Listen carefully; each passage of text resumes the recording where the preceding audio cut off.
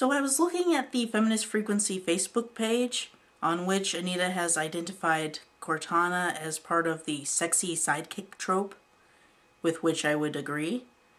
However, in the ensuing discussion, a user asserts that Cortana is anti-feminist for reasons that I do not agree with. The comment is by Quinn Doherty, who says, "I think Cortana is mostly not a positive example because of course she literally cannot move without someone's help, making her a liability who has to be saved frequently. On the other hand, she is a genius and the chief wouldn't have come close to saving the day most of the time without her. So positive qualities overshadowed by several unfortunate consequences of being unable to move through physical space." That's an interesting distinction to make, but I don't think the characteristics of being immobile are necessarily more problematic than being mobile.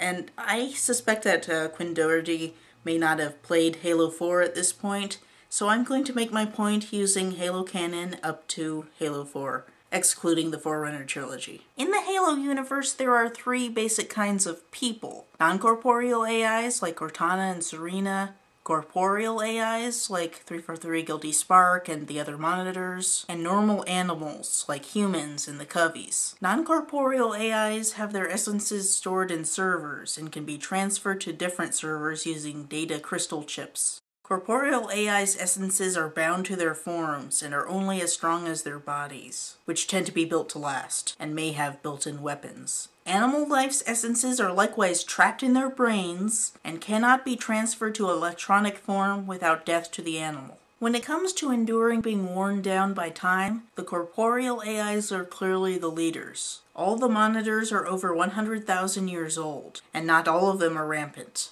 Or if they are, only sparks in a dangerous stage.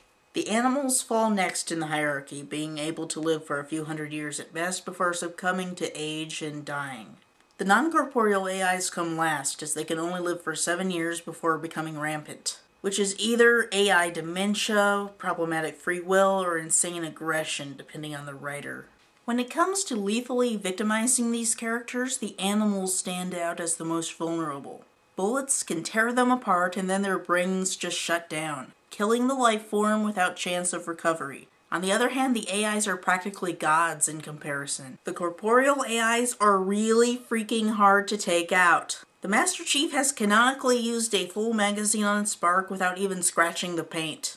And then Spark survived a nuclear explosion. The non-corporeal AIs fall in the middle. While not as durable as corporeal AIs, it's pretty hard to kill them. Trashing the server is difficult as it's hard to tell how much damage is actually done, and the AI can easily be pulled out and transferred to another server.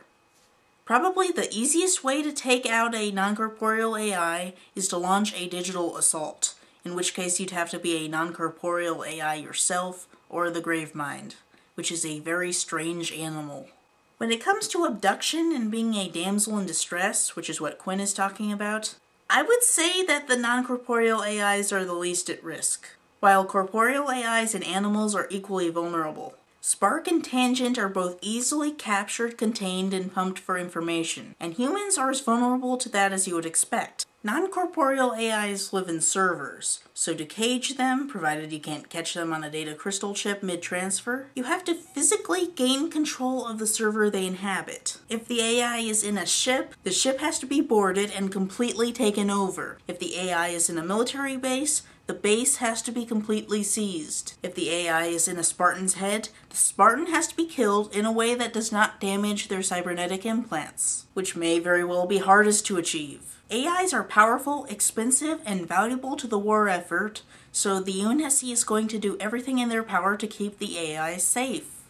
If the Covenant seems like it's going to gain control of whatever UNSC installation houses the AI, the Cole Protocol dictates that the AI must either be destroyed to prevent capture or transferred out of there immediately.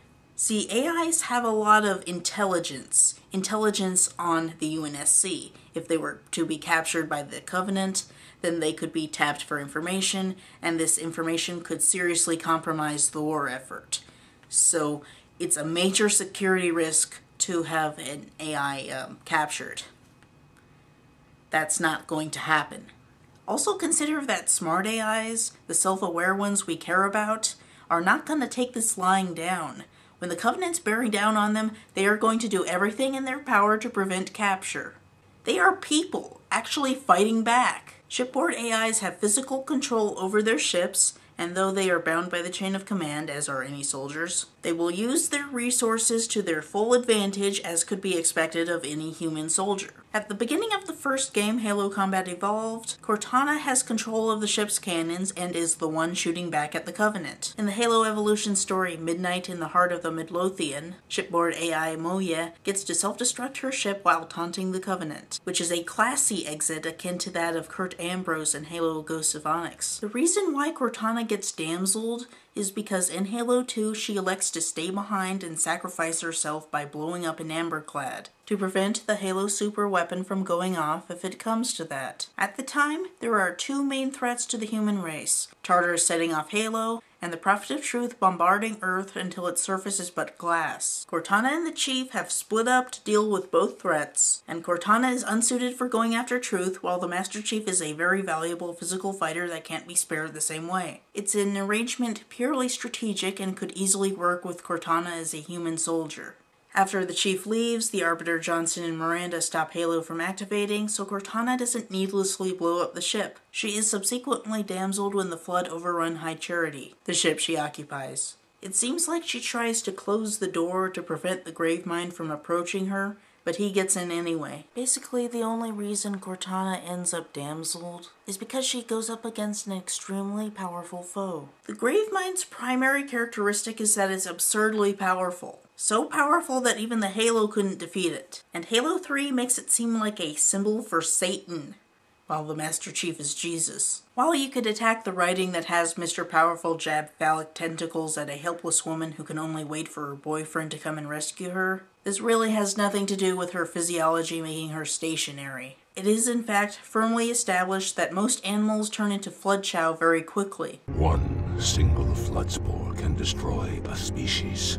And the Gravemind's got a monitor as its prisoner. The Gravemind is just all around dangerous. I'm just a mean green mother from outer space and I'm bad. The reason behind Cortana's lack of a physical body, as given in Halo The Fall of Reach, is actually so that she would be less at risk than a human. In the story, the Spartans are given a mission to commandeer a Covenant ship, take it into Covenant space, capture a Covenant leader, and bring it back to UNSC space to negotiate a truce. Spartans, however, cannot crack Covenant codes, meaning they need someone from ONI. The Spartans groan at the prospect of having to protect some ONI tech with no serious combat training, someone who's going to slow the whole mission down, but then it's revealed that thanks to Dr. Halsey, their intelligence agent will in fact ride along with them in one of their heads. As an AI, Cortana doesn't hinder the mission, doesn't require protection, and can literally open doors for them, with locks that humans would never be able to crack when being shot at. Because of her lack of a physical body, she shares a symbiotic relationship with the Master Chief. She is the intelligence, he is the body.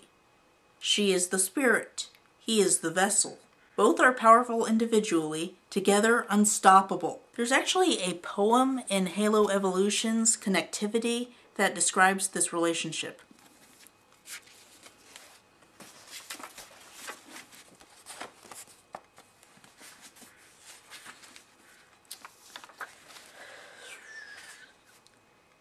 There is a connection, deeper than circuitry, beyond that of man and machine, deeper still, the electric flash of synapse. It is bound in destiny, fortified in trust, deeper than blood, greater than love. Theirs is a union, the demon and the goddess, the warrior and the intellect. Built for destruction, created for war, to deliver peace through force and fire, against an enemy from beyond the stars, advanced and devout, in their wake only glass, and the echoed screams of the dying, threatened by oblivion, tested by the promise of eternity, yet they remain, these two as one. Somewhere out among the vast cold of the universe proper, they journey forth into the unknown, this princess of light and reason, this weapon of flesh and bone. Yes, I've read a poem. Try not to faint.